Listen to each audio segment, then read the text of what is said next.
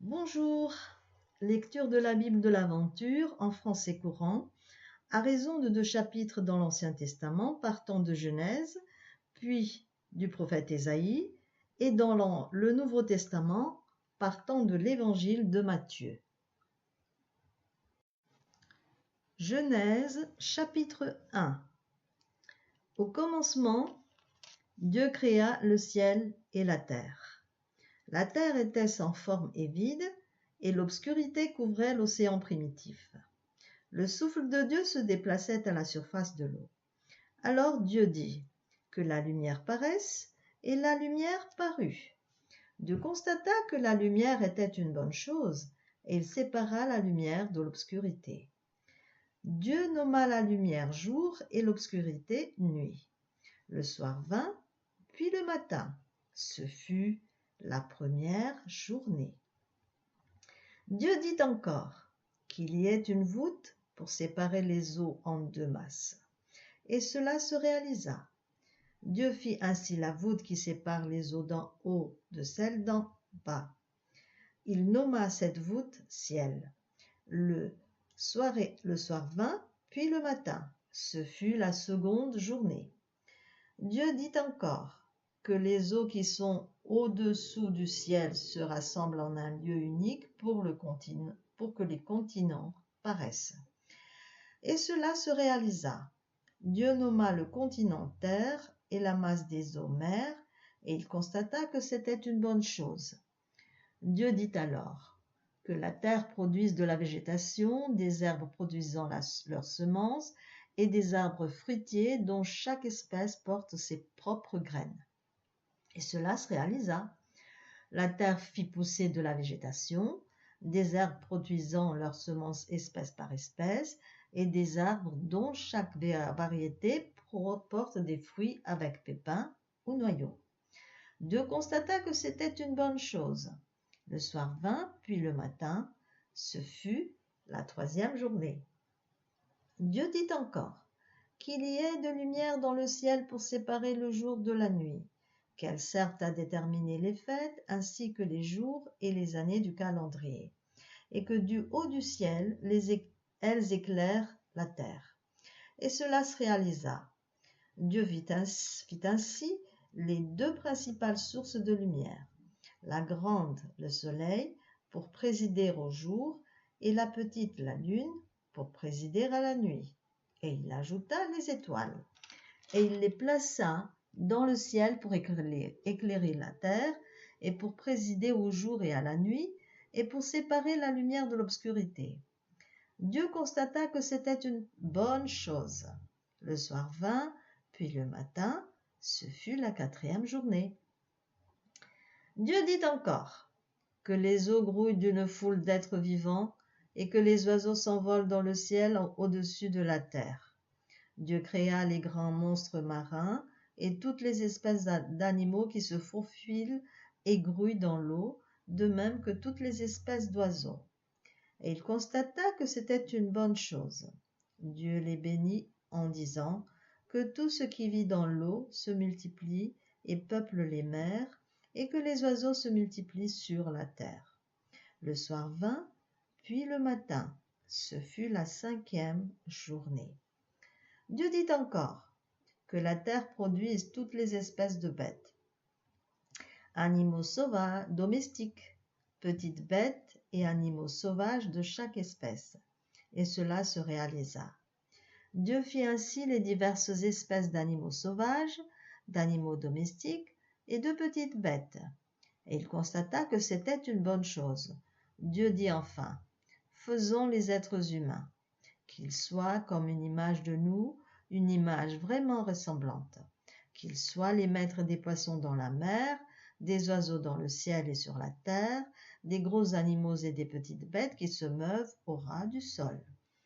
Dieu créa les êtres humains comme une image de lui-même. Il créa hommes et femmes.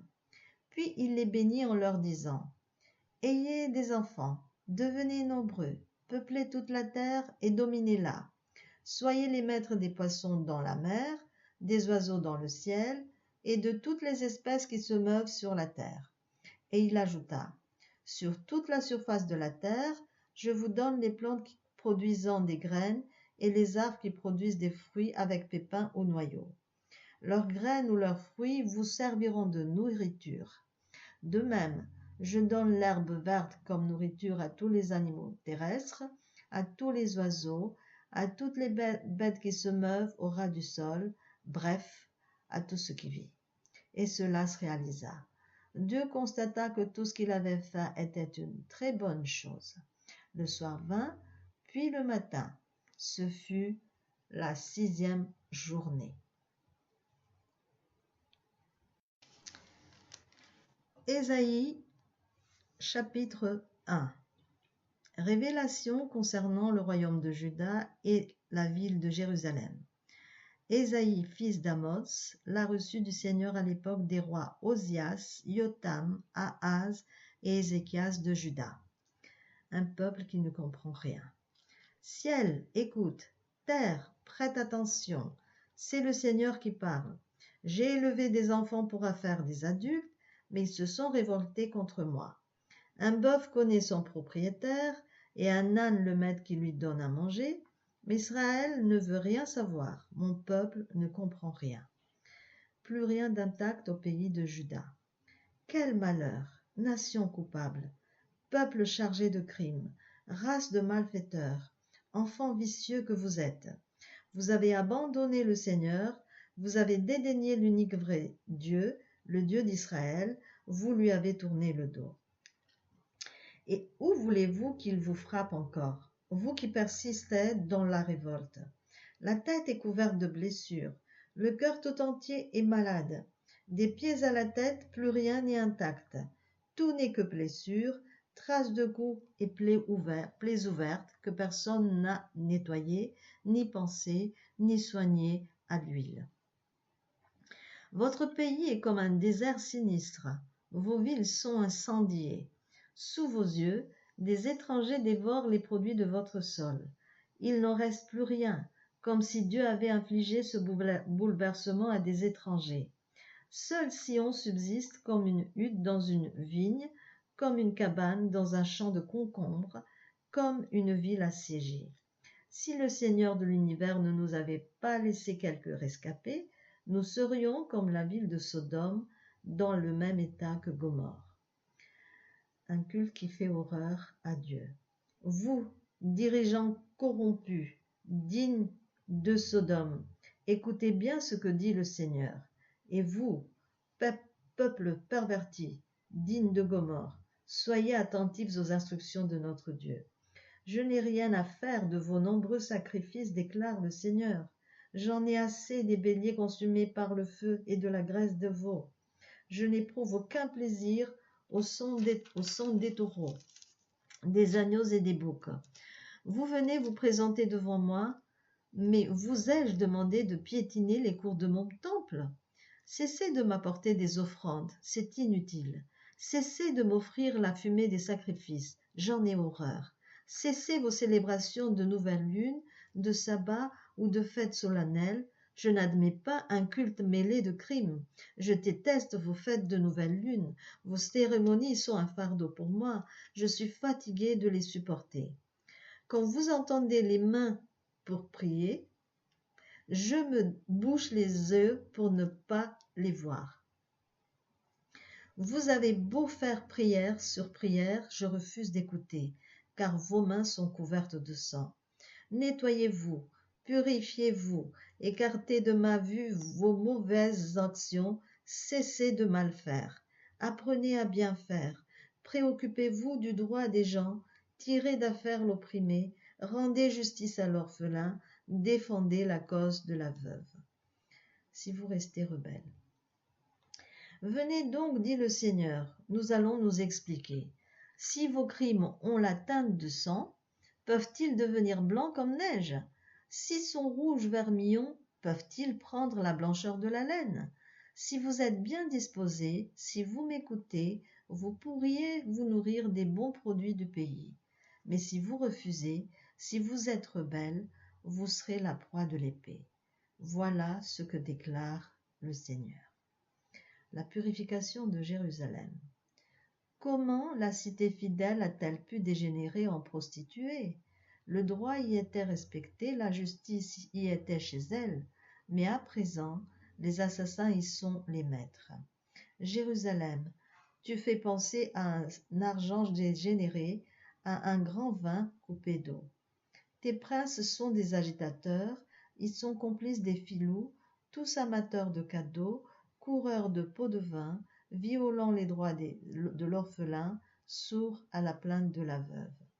C'est pourquoi le Maître suprême, le Seigneur de l'univers, le Dieu fort d'Israël affirme: Ah, je vais prendre ma revanche sur mes adversaires. Je tirerai vengeance de mes ennemis. Jérusalem, tu vas avoir affaire à moi. Je vais te purifier au feu, fondre tes scories comme avec de la soude et supprimer tous tes déchets. Je rendrai tes juges comme ceux d'autrefois et tes conseillers comme ceux de l'ancien temps. Alors on pourra te nommer ville de justice et cité fidèle. La délivrance viendra pour Sion quand elle respectera le droit, et pour ses habitants repentis quand ils pratiqueront la loyauté. Mais ce sera la catastrophe pour les rebelles et les coupables, ce sera la fin pour ceux qui abandonnent le Seigneur. Oui, vous serez humiliés d'avoir pratiqué vos rites sous ces arbres sacrés qui vous tiennent tant à cœur, vous serez déçus d'avoir choisi ces jardins pour vos pratiques païennes. Vous serez comme ces arbres quand ils perdent leurs feuilles, ou comme ces jardins quand ils sont privés d'eau. L'homme fort sera l'amadou, et ce qu'il fait, une étincelle. Tous deux brûleront ensemble, sans personne pour éteindre. Évangile de Matthieu, chapitre 1. Les ancêtres de Jésus. Voici la liste des ancêtres de Jésus-Christ, descendant de David, lui-même descendant d'Abraham. Abraham fut père d'Isaac, Isaac de Jacob, Jacob de Juda et de ses frères. Juda fut père de Pérès et de Zéra. Leur mère était Tamar. Pérès fut père de Esron, Esron de Ram. Ram fut père d'Aminadab. Aminadab de Nachon, Nachon de Salman. Salman fut père de Booz. Rahab était sa mère. Booz fut père de Obed. Ruth était sa mère. Obed fut père de Jessé, et Jessé du roi David. David fut père de Salomon. Sa mère avait été la femme d'Uri. Salomon fut père de Roboam, Roboam d'Abia, Abia d'Azaph. Azaph fut père de Josaphat, Josaphat de Joram, Joram d'Ozias. Ozias fut père de Jotam, Jotam d'Akaz, Akaz d'Ézéchias. Ézéchias fut père de Manassé, Manassé d'Amon, Amon de Josias. Josias fut père de Jéconia et de ses frères, à l'époque où les Israélites furent déportés à Babylone. Après que les Israélites eurent été déportés à Babylone, Jéconia fut père de Shealtiel, et Shealtiel de Zorobabel. Zorobabel fut père d'Abioud, Abioud d'Eliakim, Eliakim d'Azor. Azor fut père de Sadoc, Sadoc d'Achim, Achim d'Élioud. Élioud fut père d'Éléazar, Éléazar de Matan, Matan de Jacob. Jacob fut père de Joseph, l'époux de Marie. C'est d'elle qu'est né Jésus, appelé le Messie. Il y eut donc en tout 14 générations depuis Abraham jusqu'à David, puis 14 depuis David jusqu'à l'époque où les Israélites furent déportés à Babylone, et 14 depuis cette époque jusqu'à la naissance du Messie. La naissance de Jésus-Christ. Voici dans quelles circonstances Jésus-Christ est né. Marie, sa mère, était fiancée à Joseph, mais avant qu'ils aient vécu ensemble, elle se trouva enceinte par l'action du Saint-Esprit. Joseph, son fiancé, était un homme droit et ne voulait pas la dénoncer publiquement, il décida de rompre secrètement ses fiançailles. Comme il y pensait, un ange du Seigneur lui apparut dans un rêve et lui dit: « Joseph, descendant de David, ne crains pas d'épouser Marie, car c'est par l'action du Saint-Esprit qu'elle attend un enfant. Elle mettra au monde un fils que tu appelleras Jésus, car il sauvera son peuple de ses péchés. Tout cela arriva afin que se réalise ce que le Seigneur avait dit par le prophète. La Vierge sera enceinte et mettra au monde un fils qu'on appellera Emmanuel.